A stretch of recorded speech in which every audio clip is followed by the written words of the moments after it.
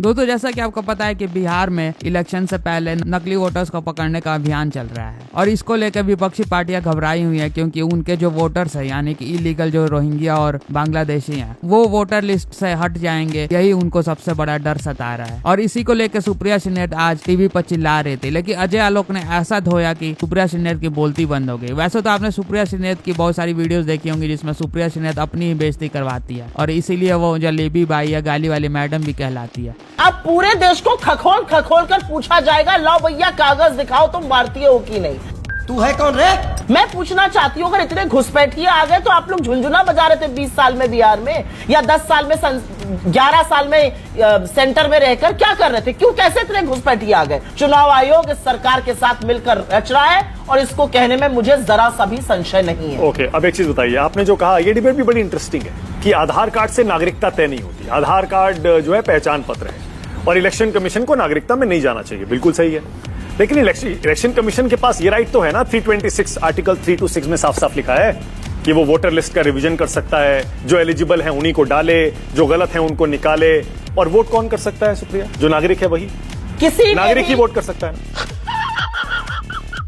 मानक जी, अपने कन्वीनियंस के हिसाब से सुप्रीम कोर्ट को पिकअप करना, अपने कन्वीनियंस के हिसाब से संविधान के आर्टिकल्स को पिकअप करना, ये सिर्फ कांग्रेस पार्टी ही कर सकती है और कोई नहीं कर सकता है। आधार कार्ड होगा ना आपके पास, जरा निकालिए आधार कार्ड, उसी पे लिखा हुआ है कि ये नागरिकता का प्रमाण नहीं है, वो आइडेंटिफिकेशन का प्रमाण है।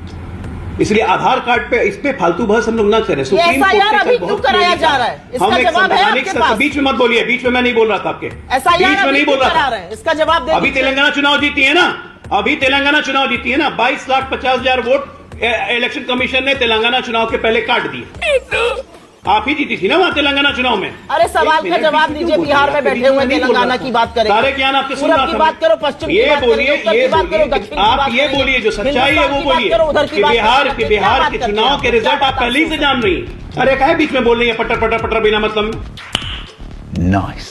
तो तमीज से बात करिए, थोड़ी भाषा की मर्यादा मैं सुन रहा हूँ। शांति साहब भी सुनिए ना, डिबेट पर बैठे अपने घर के ड्राइंग रूम में बैठकर नहीं। अरे आपका असर नहीं गया है, आपका आपसे बड़ी बदतमीज कोई नहीं है, मैं जानता हूँ। आपसे बड़ी बदतमीज कोई नहीं है, मैं जानता हूँ। आपका सर्टिफिकेट नहीं चाहिए मुझे। इसलिए करवा रहे क्योंकि SIR करवाना चुनाव आयोग के संवैधानिक अधिकार है। जब भी SIR करवाना चाहे करवा सकता है, कोई नहीं रोक सकता। संविधान ने उसका ये अधिकार दिया है। डिफेंड कर लीजिए। अरे आपके प्रवक्ता बन जाते हैं आप, तो किसी लायक नहीं है। चुप रहिए ना भाई। चलिए मैं किसी लायक हूँ, आप मुझे दिख रहा है, वो देश देख रहा है आप किस लायक है। अरे मानक जी, इनको समझा दीजिए भाई, इनको फूलों की माला पहनाइए, गेंदा फूल की माला पहनाइए, इनको शांत हो जाएंगे। वो एक बीजेपी नहीं, एक अमित शाह नहीं, एक मोदी नहीं, 1 लाख मोदी अमित शाह पैदा हो जाए तो आपको भारत से कोई बाहर नहीं। अजय आलोक 20 सेकेंड। यहाँ भारतीय जो हैं वो तो अपना वोटर ID कार्ड अपलोड करवा रहे हैं, 67% ने अपलोड कर दिया। लेकिन जो भारतीय नहीं है ना आंसर राजा, तो किसी के बाप की हिम्मत नहीं है कि उसको इस देश में वोटर लिस्ट बना के नागरिक रख लेगा। अच्छा, उन्हीं के गर्दन पकड़ के बाहर निकालेगा। करना is a form of democracy. और जब सदन में बैठी गूंगी बहरी अंधी सरकार लोगों की बात नहीं सुनना चाहती है, ध्यान आकर्षित नहीं करना चाहती है मुद्दों पर, तो ऑब्स्ट्रक्ट करके ध्यान आकर्षित करना डेमोक्रेसी के लिए ज्यादा महत्वपूर्ण हो जाता है। और ये जो सेशन हो रहा है ये एक एक्सेप्शनल सेशन है, क्योंकि 100 वर्षों के बाद जिस प्रकार की महामारी आई है, ये हंसने का विषय नहीं ये बहुत गंभीर रूप से चिंतन का विषय है। आप ऑब्स्ट्रक्शन करते रहिए। यहां पर कौन डिबेट जीतेगा, कौन डिबेट हारेगा, मैं तो आपको, मेरे सामने तो टीवी भी नहीं है, मैं देख भी नहीं सकता हूं कौन हंस रहा है कौन नहीं हंस रहा है। मैं तो कांग्रेस को हंसना, मैं तो कांग्रेस को बोल रहा हूं कि वो उसको हंसने की जरूरत नहीं। मैं तो देख भी नहीं सकता हूं कि आप हंस रही है नहीं हंस रही, मेरे सामने टीवी भी नहीं है। तो आपको परेशानी क्या है, किस बात की है? आप हंसिए रोइए, मेरे को उससे कोई आपत्ति नहीं है। नहीं भाई, 4 बार मैं कांग्रेस को बोल रहा हूं।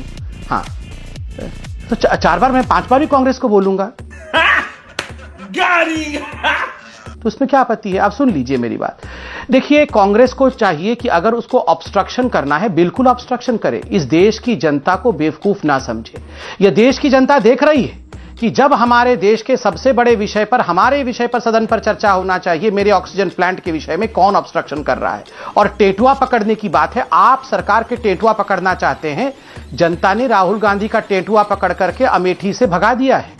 तो ये वो पार्टी बोल रही है जिसके पूर्व कैबिनेट मंत्री ने जाके, मणिशंकर अय्यर ने पाकिस्तान में गुहार लगाई कि आप लोग मदद करिए मोदी को हटाने में। गजब है। अभी 2024 का चुनाव, फवाद चौधरी पूर्व मंत्री पाकिस्तान का क्या कहता है? मोदी हटना चाहिए, बीजेपी जानी चाहिए, बाकी चाहे जो हो जाएगा। गजब है साहब। उसके बाद दूसरे ट्वीट में राहुल गांधी की तारीफ करता है, उसके बाद वो नेहरू की भी तारीफ कर देता है। आपने क्यों नहीं बोला कौन होता भाई तू बोलने वाला हमारे बीच में?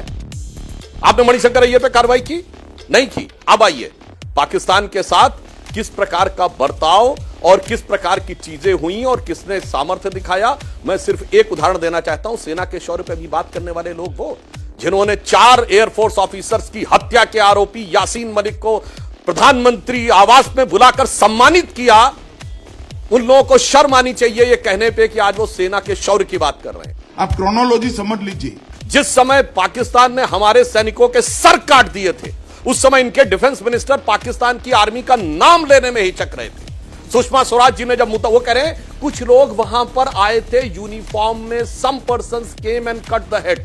जब सुषमा स्वराज जी ने इसको मुद्दा बनाया, anybody can go and check with the proceeding of the house, तब जाके इनके रक्षा मंत्री ने आखिर में कहा कि हां, जब उन्होंने कहा कि आप पाकिस्तान आर्मी का नाम क्यों नहीं ले रहे, तब जाके उन्होंने पाकिस्तान आर्मी की बात कही। और जब प्रधानमंत्री मोदी बोले आए, किसी ने नहीं सुना। आप कह रही हैं कि एक बार भी विपक्ष का चेहरा नहीं दिखाया। आपने पूछा मुझसे सवाल कि क्या आपने देखा था चेहरा? बिल्कुल नहीं, मैं चेहरे की बात नहीं, मैंने रिकॉर्डिंग आवाज बहुत देखिएगा। सुनी थी मैम, एक बार मैंने नहीं आवाज मैं तो देख रही थी मैम। यही आवाज सुननी चाहिए देश ये आवाज सुनी। आप लोगों ने सरकार को बोलने का मौका नहीं दिया। वो बोले, आपने कहा खुद से, हेडफोन उन्हें लगाना पड़ा। क्या ये देश की जनता जो सत्ता में लेकर के आई है बीजेपी को, उसको हक नहीं है कि सरकार क्या जवाब दे रही है? क्या मणिपुर को हक नहीं है कि उसकी बात होनी चाहिए? अपनी जिम्मेदारियों की बात की है। पश्चिम बंगाल में महिला के साथ बर्बरता हुआ। You must be knowing about it, I am sure you are the part of debates.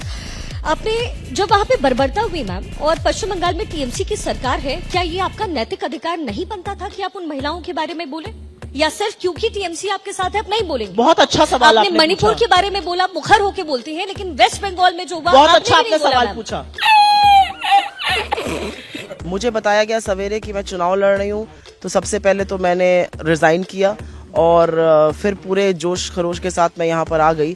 मेरे पिताजी कांग्रेस के लीडर रहे, तो मैं गांधी परिवार से भी वाकिफ थी, राहुल जी से, प्रियंका जी से। जिंदाबाद, आलोक प्रसाद जिंदाबाद, कांग्रेस पार्टी जिंदाबाद।